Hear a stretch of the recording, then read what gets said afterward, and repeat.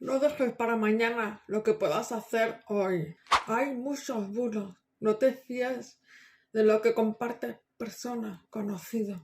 Fíate de fuentes oficiales. Y si no, llama y asegura. Nunca dejes las zapatillas o el zapato o las botas dentro de casa, mucho menos en la habitación donde duermes. Que no cunda el pánico. Lávate siempre las manos cuando llegues a casa, siempre. Recuerda respirar hondo y despacio cuando te disgustes. Unos segundos de respiración sale mejor el resultado que actuar por impulso. Las prisas son malas. Nos enseñaron a nadar contra la corriente.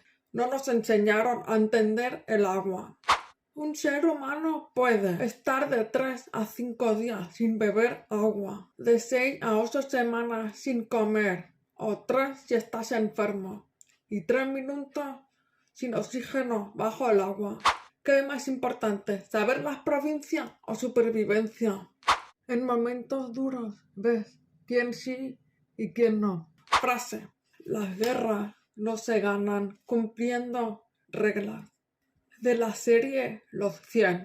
Si todas las manzanas están podridas, quizás el problema sea el árbol. De la serie Lucifer. Cuanto más fuerte eres, más poderoso es tu enemigo. De la serie El dragón en regreso.